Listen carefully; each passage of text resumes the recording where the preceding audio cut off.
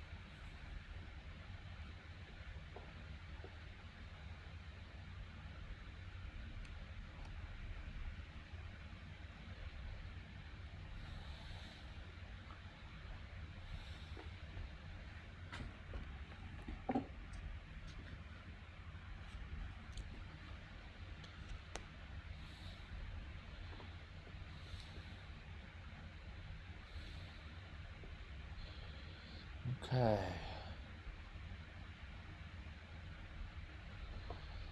To review this game, it looks like it wasn't as accurate as I'd hoped, but we're starting in some sort of kind of a hybrid opening here. Both sides are developing a little bit passively, but developing nonetheless. D5 gets the ball rolling with some action in the center. You see that black has the D5 square defended twice, so against captures, it'll be even like that. My opponent decided to back the bishop to A2.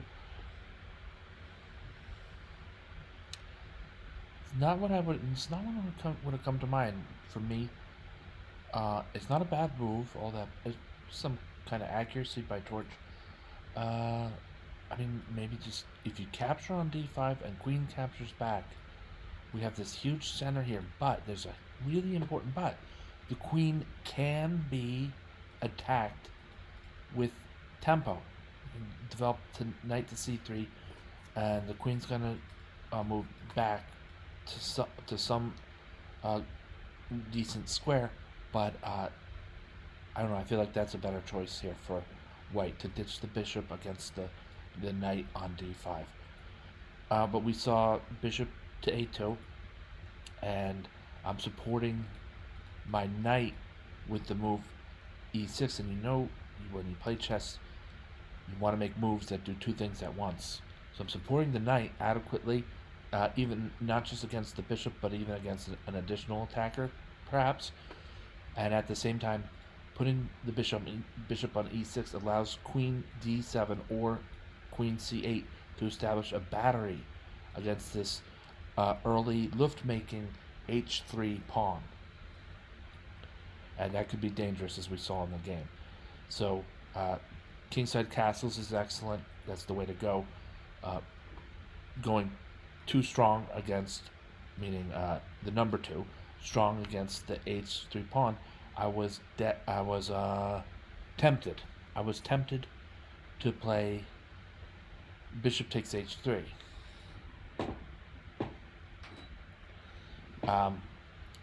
But it's not my turn, and my opponent played king H2, and that definitely fights directly against the idea that this battery presents. So I had to find some kind of other way to probe for weakness, make some kind of gain somewhere. H5,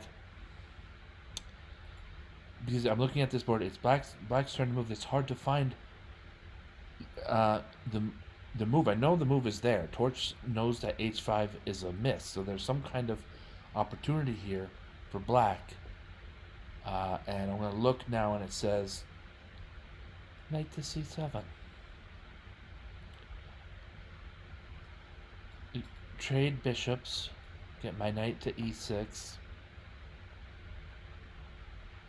Or even open up the F file after castling. After castling short, kingside castles, O-O, all those things. Yeah, so just this is simple. What I want to know about knight I said C6, I meant C7. Knight C7, it helps protect. It's flexible. As if this exchange occurs, the knight can capture, the pawn can capture, or the queen can capture on E6. Also, pieces are able to move backwards. I have definitely in my chess games a forward tendency. So well noted. And with queenside castling was another option. Going back away from the issue about this knight or not, or about H2. Queenside castling just in general would have been fine here too. And the pawns are even more free to pursue a pawn storm on the king side. Alright, so H5 I played. And part of the reason was just to make a hurry to get to H4, which cuts off this knight's some possibilities that white's F3 knight would otherwise have, with the rook protecting the pawn and only covering the H4 square if the pawn gets to the H4 square. And now here's an opportunity for black. I believe well, the computer says I messed this opportunity up, favoring G5 here. we're using the blocked bishop as a way to get the G pawn into the pawn storm. I like that. I like that a lot. That's some serious. There's some serious learning going on G5 on the G5 square right about now. But my eyes were at least tuned to the fact that the bishop was probably blocked, but is brought that the bishop is blocked, but probably blocked for only this very move. So I said I'll get my knight to f4 in a hurry, and we've got a lot of pressure, not just against h3, but against White's whole king side. This doesn't look like a position that White can keep from collapsing. That being said, I had some sort of note on this. This G5, the G pawn to G5 here is awesome. I like that. Castle's queen side was also pretty good. Noted here. This also from Torch's suggestions. Torch 4's suggestions. So knight to f4 still keeps in with the idea of that the bishop's not controlling this large swath of squares from c1 to h6.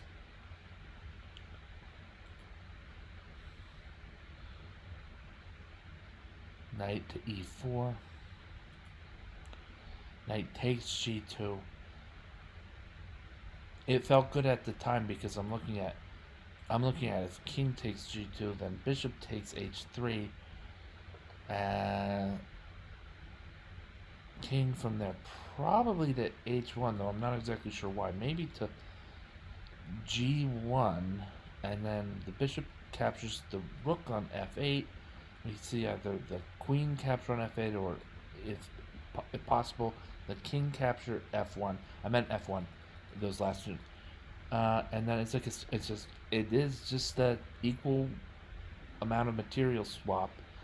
This bishop's gone, and I'm thinking for part of it is the queen swoops in with a check on the H file or the G file, and I thought the check on the G file, if the king were on G1, would allow black to capture on F3. I've made some errors in that calculation.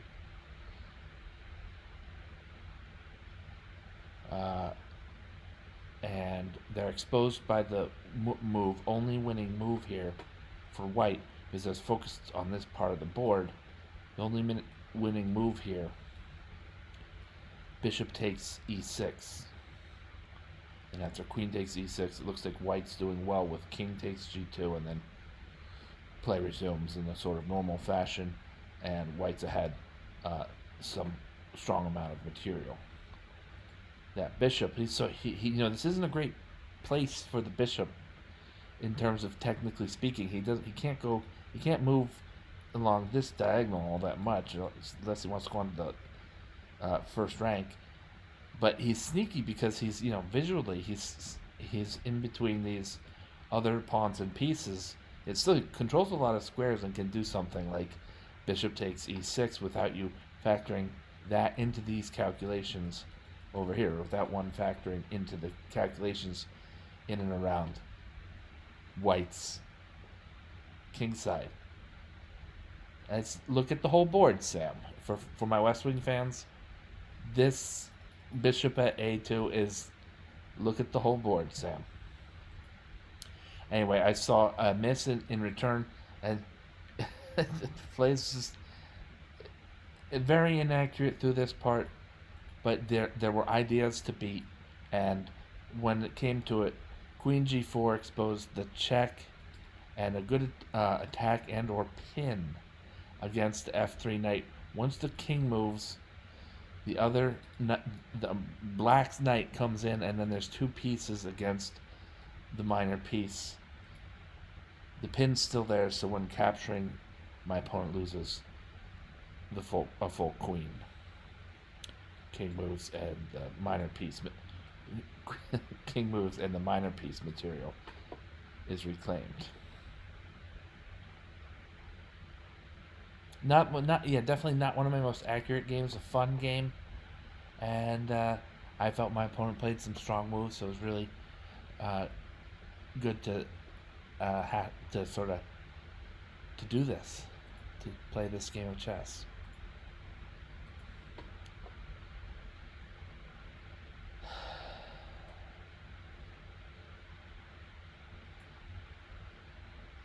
All right.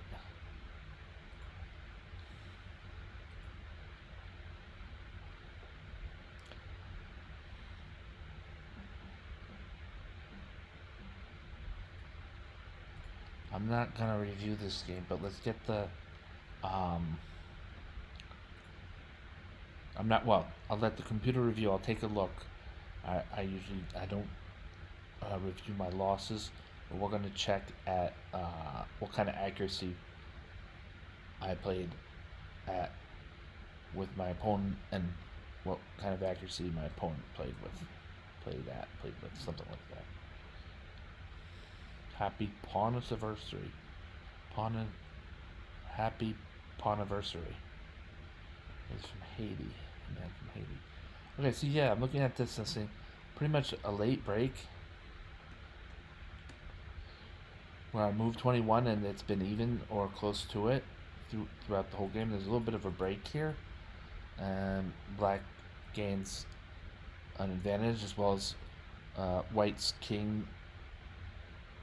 Yeah, black has an advantage in material and has a far safer king. That's what this is all about. So my opponent's gonna king hunt this and pick up this extra piece over here, and a pawn goes by the wayside.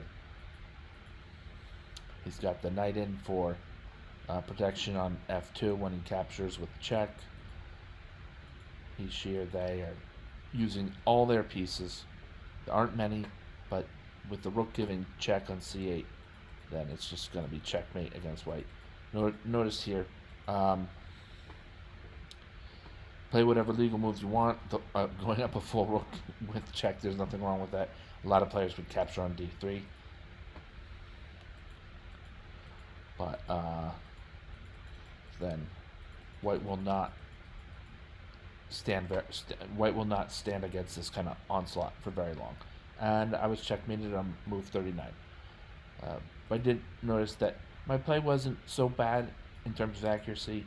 My opponent played quite well in terms of accuracy. It's quite well, and so that was that. All right.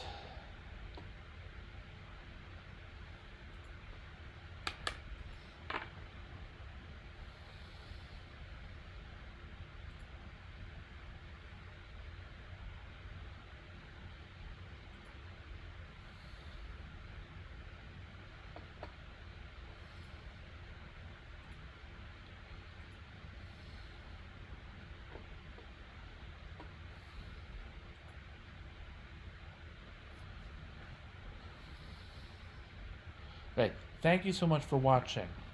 Thank you, Gravitrons. I'm More Gravity. Have a great night.